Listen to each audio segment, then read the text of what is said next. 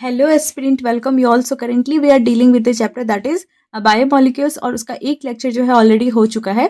और I hope कि आप जो है वो लेक्चर अटेंड कर लिए होंगे। उसमें हमने बेसिक सी इन्फॉर्मेशन के बारे में बात किया था जो कि इस चैप्टर के दौरान हम पढ़ने वाले हैं। मैक्रो और माइक्रो मॉलिक्यूल्स के बारे में हमने इसमें पढ़ लिया था कि आगे हम जो भी इस चैप्टर में पढ़ने वाले हैं। और हमने अमीनो एसिड जो है उसको स्टार्ट कर दिया था। अमीनो एसिड की बेसिक सी डिटेल्स हमने कर ली थी, उसकी स्ट्रक्चर, उसको बनाते कैसे हैं, ये सारी चीज़ें हमने ऑलरेडी कर रखी है। तो आई होप जो है आप उस लेक्चर को अटेंड कर लिए होंगे। नहीं किए हैं तो आप उसको जाकर के पहले अटेंड कर लीजिए। इसके बाद आज की जो लेक्चर है वो सेकेंड लेक्चर है जिसमें हम स्टार्ट कर रहे हैं हमारे अमीनो एसिड जो हमारा टॉपिक था उसको ही कंटिन्यू करेंगे। और उसमें हम टाइप्स ऑफ अमीनो एसिड जो है उसको कंटिन्यू करते हैं। तो सबसे पहले क्या है कि बेस्ड ऑन केमिकल नेचर, मतलब अमीनो एसिड की टाइप हम देखते हैं, लेकिन टाइप जो है डिफरेंट डिफरेंट बेसिस पे जो है अलग अलग तरह से उसको क्लासिफाई करा गया है। जैसे कि पहला जो है बेसिस है केमिकल नेचर के हिसाब से कि केमिकली वो कैसा है। केमिकली अब वो एसिडिक हो सकता है, बेसिक हो सकता है, न्यूट्रल हो सकता है, या कुछ प्रेजेंट हो सकता है उस कंपाउंड के अंदर। तो बेसिकली उस केमिकल नेचर पे किस तरह की अमीनो एसिड्स होती हैं उसको हम अभी पढ़ेंगे। तो सबसे पहले एसिडिक की बात कर ले तो एसिडिक जो है इसके अंदर हमें बेसिकली इसमें हमें सिर्फ और सिर्फ एग्जांपल याद रखना है। जो मैं यहाँ पे नाम पॉइंटेड की हूँ सिर्फ वही आपको याद रखना है। एसिडिक वाले में आ जाता है हमारा ग्लूटामिक एसिड और स्पार्टिक एसिड, ये दोनों जो है एसिडिक अमीनो एसिड है। इसके बाद हम बेसिक की बात कर ले तो बेसिक जो है इसके अंदर लाइसिन आता है। न्यूट्रल की बात कर ले तो न्यूट्रल में आता है वेलिन। और सल्फर कंटेनिंग की बात कर ले, सल्फर कंटेनिंग जो अमीनो एसिड होता है उसमें आता है हमारा सिस्टीन और मिथ्योनिन। और यहाँ से डायरेक्टली पीवाईक्यूज आता है कि एसिडिक अमीनो एसिड कौन सा है, ग्लूटामिक स्पार्टिक एसिड, बेसिक में लाइसिन, न्यूट्रल में वेलिन, और सल्फर कंटेनिंग जो है इसमें सिस्टीन और मिथ्योनिन। दूसरा बेसिस हमारा है कि सोर्सेज के हिसाब से, किस तरह की सोर्सेज हैं उसके हिसाब से तीन तरह की हो सकती हैं, एसेंशियल, सेमी एसेंशियल और नॉन एसेंशियल। एसेंशियल उस तरह की अमीनो एसिड होती है जिसका सोर्स होता है फूड, जो हम फूड से लेते हैं वो एसेंशियल होता है। जैसे कि हम बात कर ले थ्रियोनिन से वेलिन, ट्रिप्टोफैन, ये टोटल 8 है। मतलब जो एसेंशियल अमीनो एसिड है वो टोटल 8 है और 8 का 8 हमें याद होना चाहिए। पहला है थ्रियोनिन, इसके बाद है वेलिन, फिर है ट्रिप्टोफैन, फिर है आइसोल्यूशन, फिर है ल्यूसीन, फिर है लाइसिन, उसके बाद है फिनाइललानिन और फिर है मिथ्योनिन। तो ये 8 जो है हमारा एसेंशियल अमीनो एसिड है जो जिसका सोर्स जो है हमारा फूड है।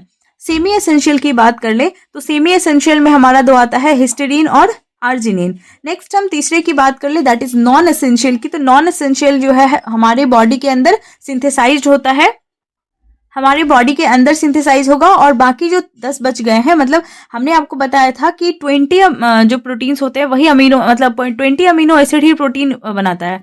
तो क्या होता है कि बेसिकली जो हमारे पास 8 तो इधर हो गया एसेंशियल वाला, 2 हो गया ये सेमी एसेंशियल हिस्टिडीन और आर्जिनिन, तो टोटल 10 ये हो गया।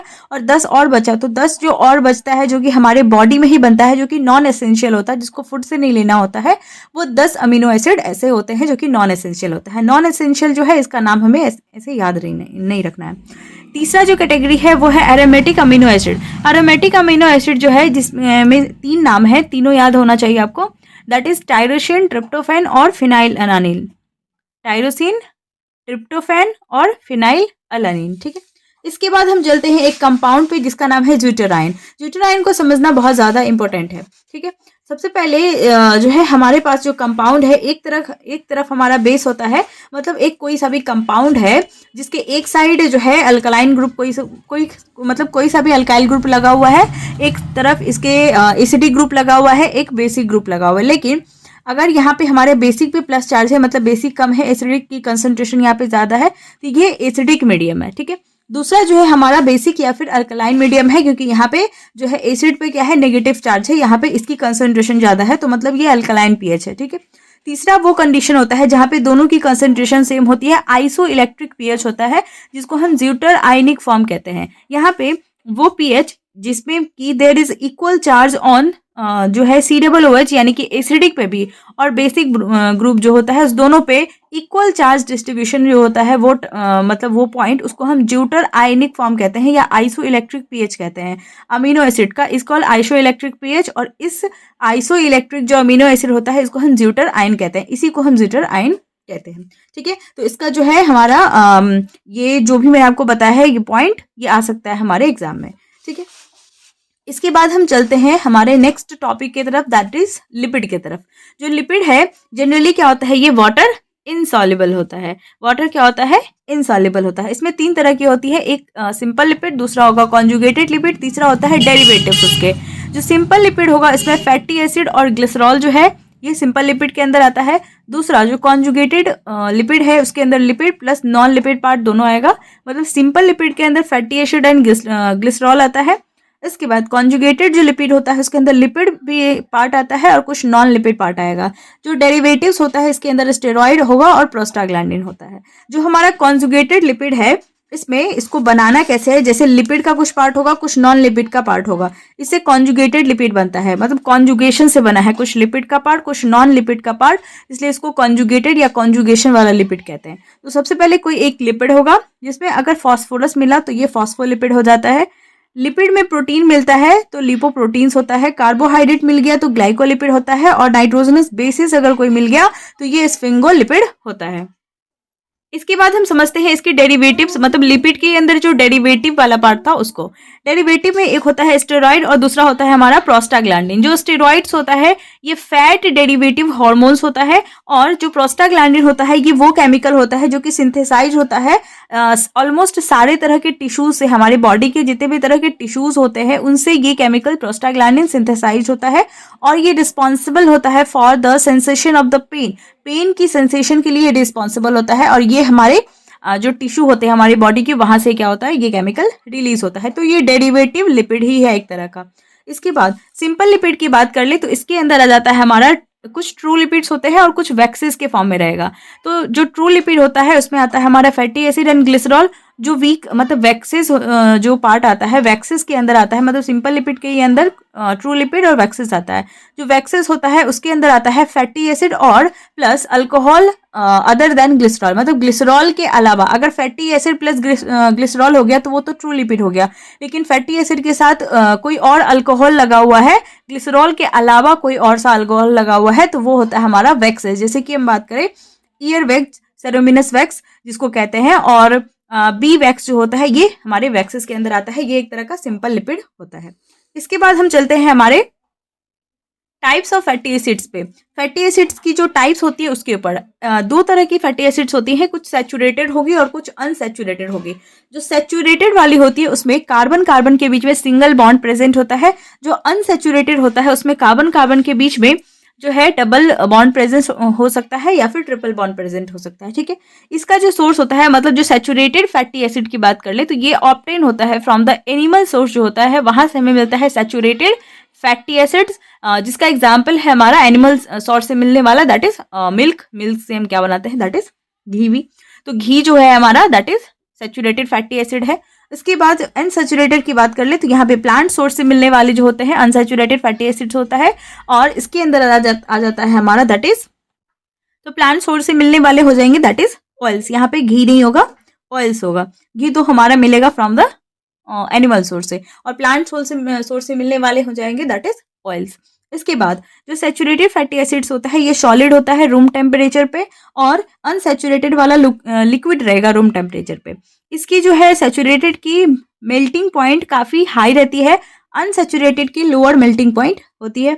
सैचुरेटेड के अंदर आ जाता है हमारा पाल्मिटिक एसिड जिसमें 16 कार्बन होता है, और जो अनसैचुरेटेड है इसके अंदर आता है हमारा एराकिडोनिक एसिड जिसमें कि 20 कार्बन प्रेजेंट होता है। जो डिग्री ऑफ अनसैचुरेशन होता है वो बहुत ज़्यादा ही कम होता है इन कोकोनट ऑयल जो होता है, इसके केस में डिग्री ऑफ अनसैचुरेशन बहुत ज़्यादा ही कम होता है, इसलिए become solid at the room temperature. Room temperature पे क्या हो जाता है, सॉलिड हो जाता है coconut oil, because of degree of unsaturation उसमें बहुत ज़्यादा ही कम होता है। इसके बाद हम चलते हैं एक टर्म की तरफ, ग्लिसरॉल जो है हमने पढ़ा है fatty acid plus glycerol true lipid में। उस ग्लिसरॉल का जो है स्ट्रक्चर देख लेते हैं तो इसमें क्या प्रेजेंट होता है, इसको हम ट्राई हाइड्रोक्सी प्रोपेन कहते हैं। जब ये क्या होता है कि मतलब एक जो है हमारा अल्कोहल ग्रुप से मिलता है, मतलब एक अल्कोहल ग्रुप है दूसरा अल्कोहल ग्रुप है, मतलब एक कार्बोक्सिलिक एसिड है और दूसरा अल्कोहल है, तो इसके साथ जब मिलता है तो यहाँ पे वाटर का लॉस होता है, दैट इज डिहाइड्रेशन सिंथेसिस होता है। वाटर के लॉस होने से क्या बनता है, यहाँ पे जो CH2 है ये C डबल बॉन्ड मतलब O C double bond O और R1 इसके साथ जो है मिल करके ये बना लेता है ट्राईग्लिसराइड या फिर ट्राई हाइड्रोक्सी प्रोपेन भी इसको कहते हैं, जिसको ग्लिसरॉल भी हम कहते हैं। ठीक है, तो ये है हमारा ग्लिसरॉल का स्ट्रक्चर। इसके बाद जो है हम चलते हैं नेक्स्ट टॉपिक की तरफ, दैट इज नाइट्रोजनस बेसिस की तरफ। और नाइट्रोजनस बेसिस जो होता है ये पूरा का पूरा एक चैप्टर ही है हमारा क्लास 12 का, तो उसमें हम इसको डिस्कस करेंगे इस चैप्टर को, जिसमें डीएनए आरएनए के बारे में हमें डिटेल में पढ़ना है। यहाँ पे मैं बेसिक सी बातें थोड़ा बता देती हूँ। जो नाइट्रोजनस बेसिस होता है ये हेटेरोसाइक्लिक एरोमेटिक कंपाउंड्स होता है। इसके अंदर प्यूरिन्स और पिरिमिडिन दो तरह के जो है कंपाउंड आता है। जो प्यूरिन्स होता है इसके अंदर आता है एडेनिन और गुआनिन। जो पिरिमिडिन्स होता है इसके अंदर आता है साइटोसिन, यूरासिल और थायमिन। ठीक है, इसके बाद जो है इसका नाम कैसे होता है, कुछ नाइट्रोजनस बेसिस होते हैं जिससे भी इनके न्यूक्लियोसाइड और न्यूक्लियोटाइड बनता है। जैसे नाइट्रोजनस बेसिस अगर हम एडेनिन की बात कर ले तो इसके में अगर एडेनोसिन INE लगा हुआ है तो ये होता है न्यूक्लियोसाइड, और इसमें अगर IC एसिड लिखा हुआ है तो ये होता है हमारा न्यूक्लियोटाइड। ठीक है, तो अगर एडेनिन है तो एडेनोसिन एडेनाइलिक एसिड, मतलब इससे क्वेश्चन आता है। ये बहुत ज़्यादा इजी आपको लग रहा होगा लेकिन इससे क्वेश्चन आ जाता है। जैसे यहाँ से आता है cytosine, cytidine cytidylic acid, thymine thymidine thymidylic acid, uracil uridine uridylic acid. तो ऐसे क्वेश्चन इससे फ्रेम होता है कि कौन सा न्यूक्लियोसाइड है और कौन सा न्यूक्लियोटाइड है। तो जब भी एसिड लगा होगा तो वो पार्ट टाइड हो जाएगा। क्यों उसमें एसिड लगता है वो अभी हम नीचे देखते हैं। क्योंकि जो न्यूक्लियोसाइड होता है उसके अंदर सिर्फ नाइट्रोजनस बेस होगा और पेंटोज शुगर होता है, लेकिन जो न्यूक्लियोटाइड होता है उसके अंदर नाइट्रोजनस बेस होगा, पेंटोज शुगर होगा और उसके बाद फॉस्फेट या फॉस्फोरिक एसिड भी प्रेजेंट होता है। इसकी वजह से जो न्यूक्लियोटाइड होता है उसके अंदर एसिड लगा होगा। ठीक है, तो ये थी हमारी नाइट्रोजनस बेसिस तक की बातें। और आई थिंक कि दैट इज जो माइक्रोमॉलिक्यूल्स वाला पार्ट है वो हमारा कंप्लीट हो चुका है। इसके बाद हमारा मैक्रोमॉलिक्यूल्स वाला पार्ट बचेगा और वो बहुत ज़्यादा इंपॉर्टेंट है। उसमें भी बहुत सारी चीज़ें जो है प्रोटीन्स वगैरह उनको पढ़ना है हमें। तो आई होप कि आपको ये लेक्चर समझ में आया होगा। हैंड रिटन नोट्स के लिए आप इंस्टाग्राम टेलीग्राम कहीं पे भी जुड़ सकते हैं, आपको मिल जाएगा। और तब तक के लिए stay tune, stay healthy and thank you.